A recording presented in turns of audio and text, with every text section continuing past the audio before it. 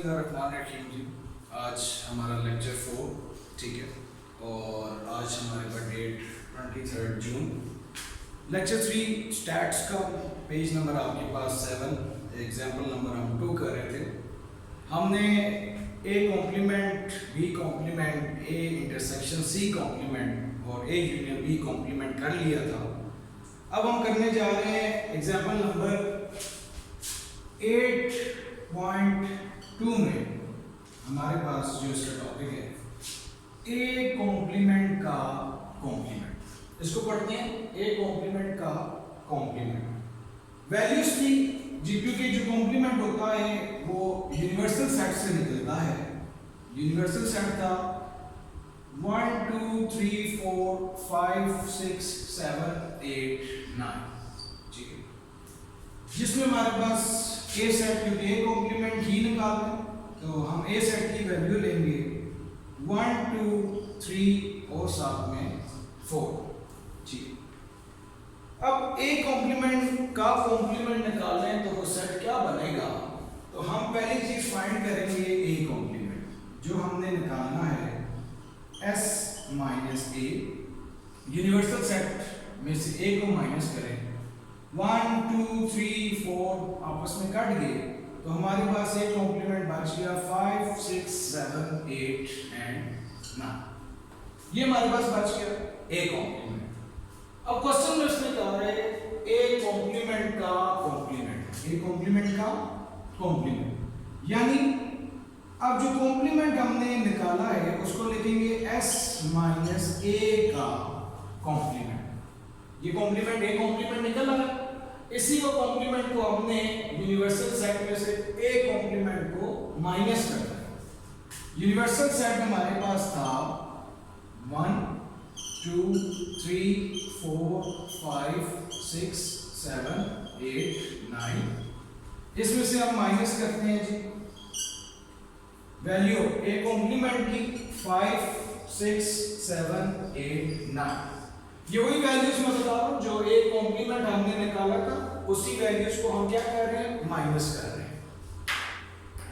तो 5 6 7 8 9 जो वैल्यूज हैं इसको हमने अब यूनिवर्सल सेट से रिमेनिंग निकालेंगे तो वो हमारे पास बचेगा, यानी कि ए कॉम्प्लीमेंट का कॉम्प्लीमेंट बन गया जिसकी वैल्यूज आ जाएंगी 5 6 7 8 9 कट जाएंगी, रिमेनिंग वैल्यूज रह जाती हैं 1 2 3 एंड 4 1 2 3 एंड 4।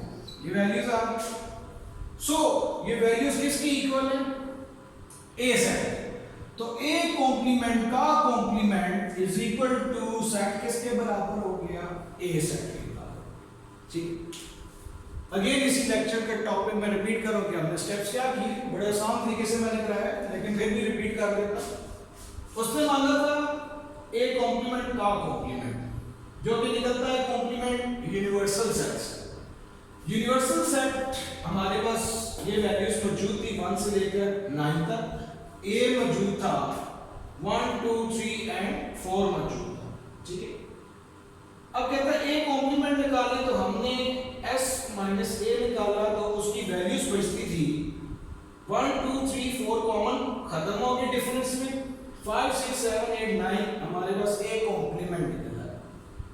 अब उसी कॉम्प्लीमेंट का दोबारा कॉम्प्लीमेंट मांगा गया है तो हम एस में से ही यूनिवर्सल सेट में से ही जो ए कॉम्प्लीमेंट की वैल्यूज आई हैं उसको माइनस कर देंगे तो जो डिफरेंस होगा वो खत्म हो जाएंगे और रह जाएंगे 1 2 3 4। तो हमारे पास आंसर आ गया जो कि ए कॉम्प्लीमेंट किसके बराबर है 1 2 3 एंड 4 के बराबर।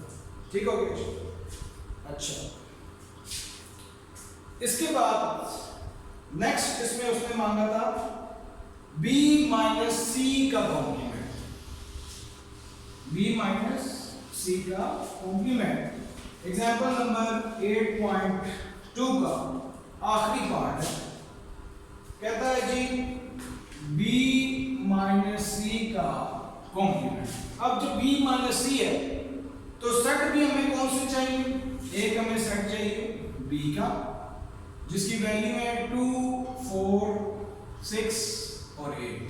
ठीक है, सी कॉम्प्लीमेंट यानी सॉरी सी सेट, तो सी सेट हमारे पास है 3 4 5 और 6 मौजूद।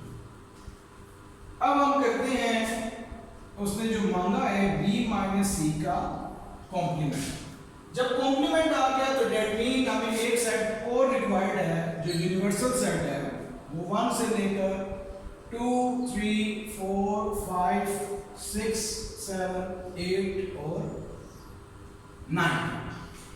तो सबसे पहले हमने b माइनस सी निकालना है।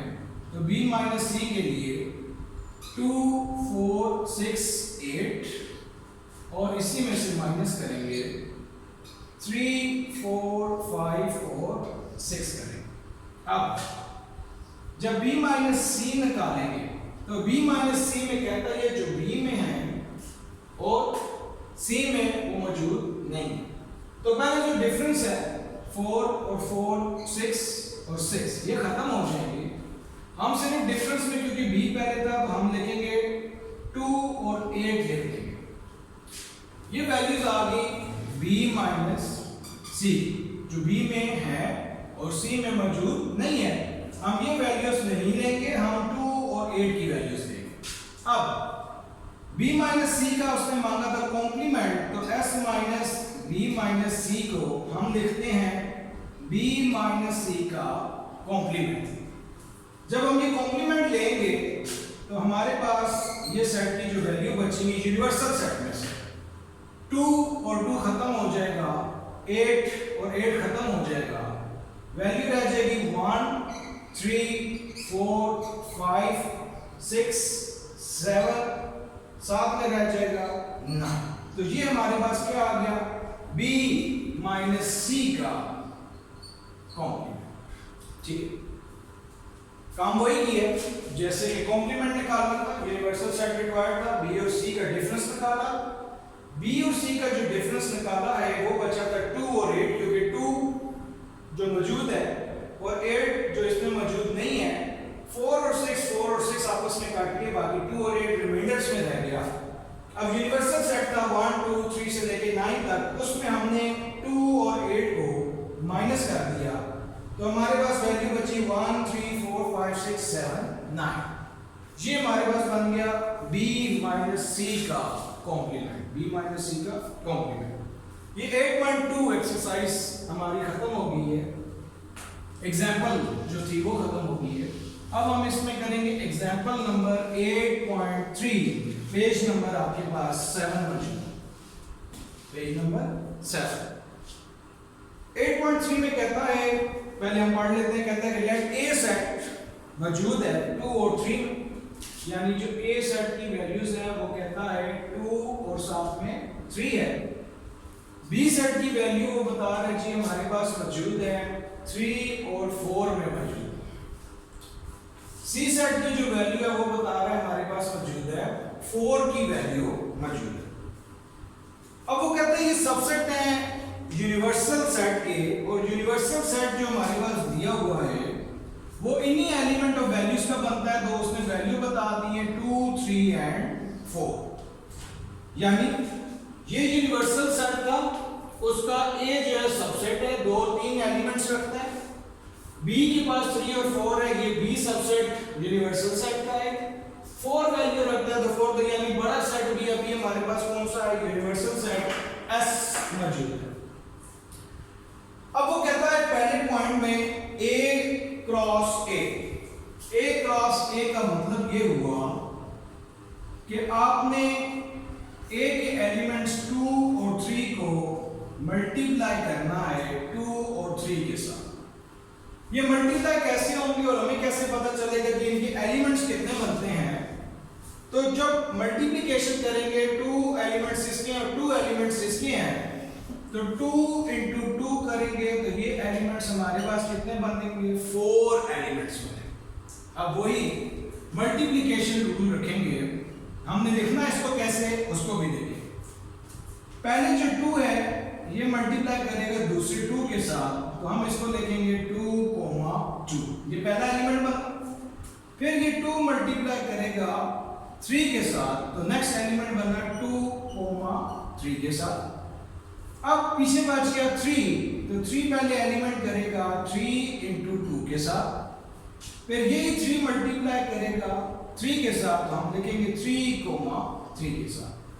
तो एलिमेंट 2 इसके थे, 2 इसके थे, 4 बनने थे।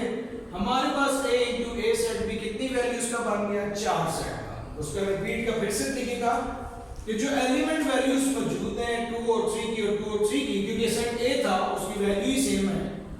अब हम 2 को मल्टीप्लाई करेंगे, 2 पे 2 मल्टीप्लाई बाय 3, ये 2 सेट, फिर 3 को 2 के साथ तीसरा सेट और 3 को 3 के साथ हमारे पास चौथा सेट बन जाएगा। ठीक हो गया? इसको नोट कर लेगा, फिर हम आगे चलते हैं। इसके बाद अब वो कहता है A क्रॉस B का सेम प्रोसेस, सेम तरीके का। जब A सेट हमारे पास कहता है 2 और 3 दिया हुआ है, उसको वो कह रहा है कि A मल्टीप्लाई बाय B यानी क्रॉस B निकाल के बताएं। हम A सेट पहले लेंगे 2 का और दूसरी वैल्यू 3 का, फिर B सेट की मल्टीप्लिकेशन, डॉट भी लिख सकते हैं, मल्टीप्लाई भी लिख सकते हैं, 3 को मल्टीप्लाई साथ 4 के साथ। अब एलिमेंट रूल देखेंगे, 2 एलिमेंट्स इसके हैं, 2 एलिमेंट्स इसके हैं, तो सबसेट वैल्यूज जो बनेंगी 4 बनेंगी। अब हम उस सेट की वैल्यूज को कैलकुलेट करें तो पहले वही रूल 2, 3 मल्टीप्लाई 2, 4, फिर मल्टीप्लाई 3, 3 और फिर 3 के साथ 4। तो ये भी एलिमेंट हमारे पास कितने बन गए? 4 element. Page number 7 example number 8.3 का second part A into B जो उसने हमें फाइंड करने के लिए कहा। इसको नोट कर लें, इसके बाद हम आगे चलते हैं B क्रॉस से। सेम रूल है, जैसे A निकाला, अब यहाँ पे सिर्फ एलिमेंट वैल्यू B की आ गई, बाकी रूल वही है। अब उसको ऑपोजिट कर दिया, कहता है B इंटू A निकाल। क्या निकाले?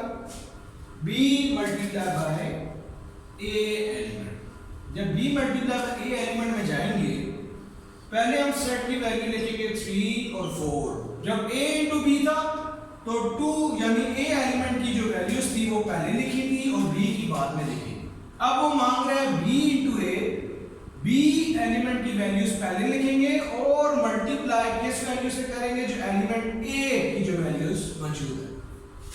बाकी रूल वही, B इंटू A जब हमने निकालना है तो हम वही रूल करेंगे, 3, 2 पहले ये 3 2 के साथ, फिर 3 मल्टीप्लाई करेगा 3 के साथ, उसके बाद 4 मल्टीप्लाई करेगा 2 के साथ और 4 ही मल्टीप्लाई करेगा 3 के साथ। एलिमेंट वैल्यूज 2 थी, 2 इसकी थी, मल्टीप्लाई किया 4, तो element of the value B cross A भी कितनी बन गई? 4 एलिमेंट है।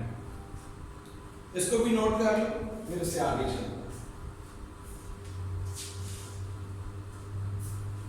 नेक्स्ट पार्ट इसी का 8.3 का पार्ट नंबर 4 एग्जाम्पल का। अब 2 चीजें मांग रहे हैं, रूल को थोड़ा सा चेंज कर रहे हैं, बाकी प्रोसेस वही है। कहता है A इंटू आपने B निकालना है, बीच में इंटरसेक्शन साइन आ गया और साथ में कहता है B इंटू आपने क्या निकालना है? C निकालना है। रूल ये कहता है कि A और B को मल्टीप्लाई करें जो उनके एलिमेंट्स हैं, B और C के एलिमेंट्स को मल्टीप्लाई करके उनमें जो वैल्यूज कॉमन होंगी सिर्फ वो वैल्यूज हमने इंटरसेक्शन में ले ली। इंटरसेक्शन में कौन सी वैल्यू लेते हैं? Common values. अब हम निकालेंगे A क्रॉस B जो हमने पहले भी फाइंड किया था। एलिमेंट वैल्यूज कहता है 2, 3, उसके बाद B की वैल्यूज मल्टीप्लाई 3 और 4।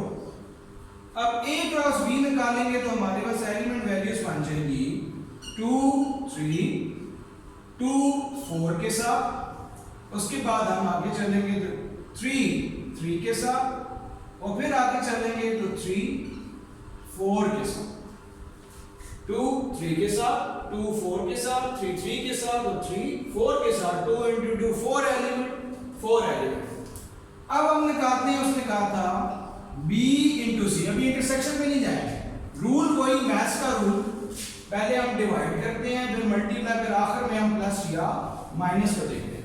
तो प्लस या माइनस की बात किसमें चली जाती है? हम प्लस में तो यूनियन लेंगे, माइनस में क्या लेंगे? इंटरसेक्शन। लेकिन माइनस को आप कहते हैं इंटरसेक्शन में सिर्फ कॉमन वैल्यू लेना। तो b इंटू ए जब आपने निकालना है तो b सेट की वैल्यूज कितनी आ गई 3 और फिर आ गई 4। उसके बाद c सेट की जो वैल्यूज मौजूद हैं वो 4। अब क्या करें, इसके एलिमेंट की वैल्यू 2 है और इसकी 1 है, तो 2 इंटू 1 हमारे पास कितने एलिमेंट सेट बनने चाहिए 2 बनने चाहिए। अब हमें कैसे पता चला, हम अब मल्टीप्लाई करेंगे तो 3 पहले मल्टीप्लाई करेगा 4 के साथ और फिर और कोई एलिमेंट नहीं है तो आप 4 एलिमेंट मल्टीप्लाई किसके साथ करेगा 4 के साथ, ठीक है जी। 3 यानी 2 मल्टीप्लाई बाय 1 2 सेट्स बनने चाहिए, तो हमारे पास सेट्स की वैल्यूज भी कितनी बन गई है 2 सेट्स की वैल्यूज बन गई 3 4 के साथ और 4 4 के साथ। अब उन्होंने a क्रॉस b और b क्रॉस c के दरमियान हमसे क्या मांगे इंटरसेक्शन। इंटरसेक्शन में हम क्या लेंगे कॉमन। अब उसका तरीकेकार ये है, मैं ऊपर वाला ये चीज को रख करूंगा ताकि हमारे पास स्पेस आ जाए। ये चीज हमें जो चाहिए हम उसको फाइंड करें। उसने हमसे जो फाइंडिंग मांगी है a into B intersection b into a के साथ। a क्रॉस b की वैल्यू मौजूद है, b क्रॉस a की वैल्यू भी मौजूद है, सॉरी ये b क्रॉस c है, b क्रॉस c। अब हम एलिमेंट की वैल्यूज निकाल के इंटरसेक्शन कॉमन निकालेंगे, तो सिर्फ जो कॉमन होंगी उन्हीं को हमने क्या करना है फाइंड करना है। अब 3 4 यहां पे कॉमन आ रहा है ये और इस एलिमेंट, ठीक है। उसके बाद जो सी सेट की वैल्यू में देखें, सॉरी ये नीचे वाली वैल्यूज में सी सेट की वैल्यू यहां पे 3 और 4, तो यानी और कोई भी इसमें कॉमन नहीं है, 3 और 4 सिर्फ कॉमन है, तो हमारे पास जो आंसर लिखेंगे 3, 4 इंटरसेक्शन यानी a intersection b a cross b intersection b cross c में कॉमन वैल्यूज हमारी कौन सी है 3 और 4 की वैल्यू। तो बुक में आपको ये आंसर भी मौजूद है, इसको नोट कर लें, फिर इसके बाद चलते हैं। अगेन a क्रॉस b आप फाइंड कर लेंगे, एलिमेंट्स आ गए, b क्रॉस c के एलिमेंट्स निकाल लिए। अब उनमें से जो कॉमन था वो सिर्फ एक ही वैल्यू है 3 और 4 आपने नोट कर, ठीक है। अब हम चलते हैं इसका लास्ट पार्ट जो आज हमारे इस लेक्चर वाले का होगा,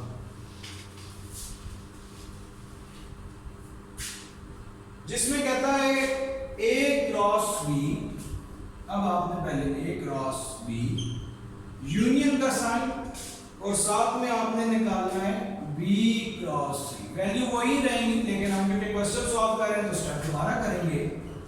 अब a क्रॉस b की जो वैल्यू हम निकालेंगे कॉमन के साथ, इस वैल्यू के साथ मैं कॉमन वैल्यू सिर्फ लिखूंगा, तो a क्रॉस b की जो वैल्यू हमारे पास आती है 2, 3, 2, 4, 3,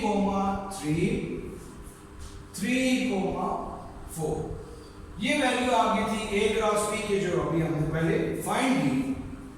b क्रॉस जो c है उसकी सेट की वैल्यू आ गई थी हमारे पास 3 क्रॉस 4 और 4 के साथ हमारे पास कोमा 4, ये कोमा की वैल्यू। तो ये वैल्यूज हमने पहले भी निकाल ली थी। अब वहां पे इंटरसेक्शन था जो हम कॉमन लेते थे, लेकिन यूनियन में कॉमन एक दफा लिखा जाएगा, बाकी तमाम वैल्यूज हम लेंगे। वो कैसे? जब यूनियन लिखेंगे पहला सेट 2, 3 के साथ, फिर 2, 4 के साथ, 3, 3 के साथ। जब हम इसमें जाएंगे तो ये 2 दफा है, तो हम एक दफा लिखेंगे 3, 4 और आखिर में हमारे पास एलिमेंट वैल्यू 4, 4। ये हमारे पास आ गया a cross b union b cross c। ये होगी जी आपकी 8.3 एक्सरसाइज, ठीक है। इसके बाद हम 8.4 की तरफ जाते हैं। अपने प्रीवियस लेक्चर में हमने क्वेश्चंस को टैली कर बहुत आसान तरीके से प्रोसेस दिया, और कोई एम्बिग्युइटी या कोई क्वेश्चन हो तो नीचे कमेंट्स में जरूर पास करें, ठीक है। Thank you so much for the first lecture. आज का लेक्चर नंबर हमारा आज का था 4th लेक्चर, ठीक है। Thank you so much.